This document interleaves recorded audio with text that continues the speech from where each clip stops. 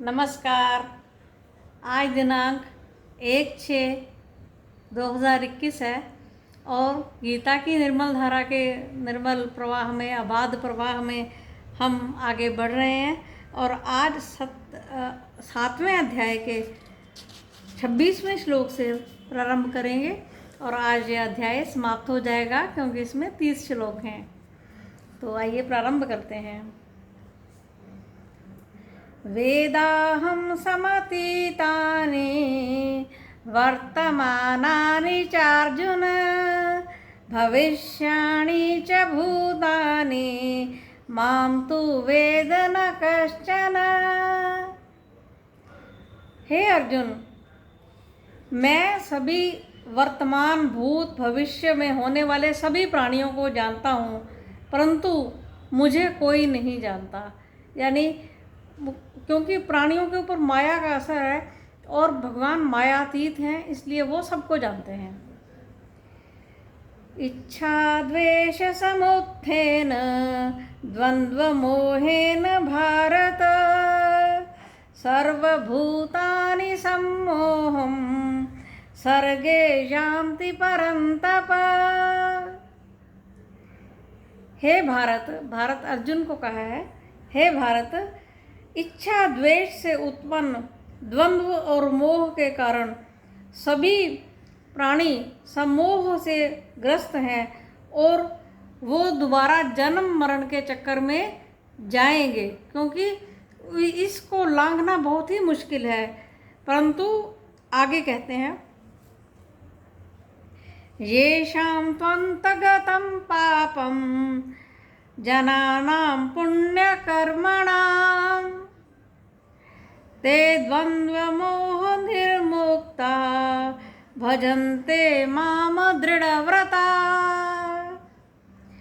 जिन पुण्यकर्मा पुरुषों के पापों का लगभग अंत हो गया है, अर्थात जिनके कर्म पुण्यकर्मा ऐसे उपर्युक्त द्वंद्व मोह से युक्त हैं और वो मुझ परमात्मा को भजते हैं, वो दृढ़व्रती हैं जो केवल मुझे भजते हैं और मुझे ही प्राप्त होते हैं।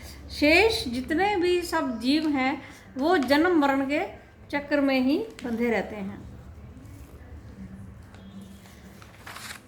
आगे भगवान कहते हैं, जरा मरण मोक्षाय मामाश्रित्य यतन्ति ये ते ब्रह्म तद्विदु कृत्सनम अध्यात्मम कर्म चाखिलम।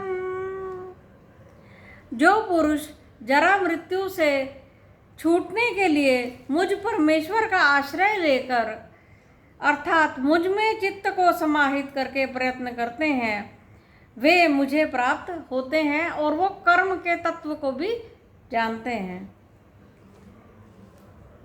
आगे कहते हैं, ये अब आखिर का श्लोक है इस अध्याय का। साधिभूताधिदैवं मां साधियज्ञं च ये विदुः प्रयाणकालेऽपि च मां ते विदुर्युक्तचेतसः।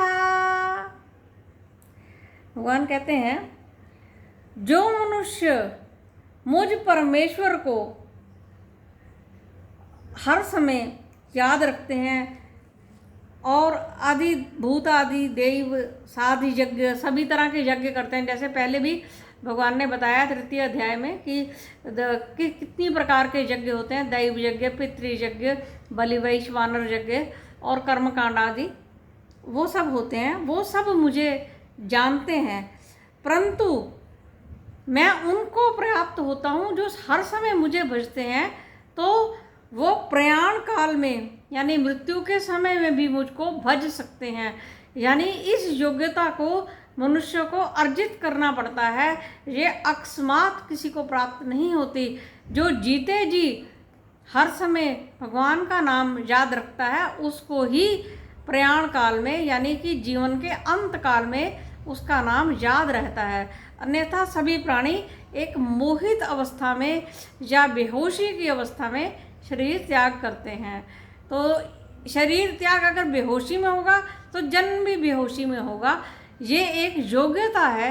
इस योग्यता को अर्जित करने के लिए आजीवन प्रयास करना पड़ता है। ये मनुष्य जन्म हमें इसीलिए मिला है कि हम उचित मरण की व्यवस्था कर सकें, उस स्टेज तक हम जीते जी ज्ञान लाभ कर सकें, ताकि हम मृत्यु के समय सम्मोहित ना हो और बेहोशी में हमारा प्रयाण ना हो जाए। इतना कहकर वाणी को विराम देती हूँ। आगे का अध्याय, कल नया अध्याय शुरू करेंगे। तो आपका बहुत बहुत धन्यवाद। आगे भगवान समाप्ति पर जो भगवान ने कहा है, इति श्री महाभारते शतसहस्र्यां संहितायां वैयासिक्यां भीष्मपर्वणि श्रीमद्भगवत्सु उपनिषत्सु ब्रह्मविद्यायां योगशास्त्रे श्रीकृष्णार्जुन संवादे ज्ञान विज्ञान योगो नाम 7मोऽध्यायः।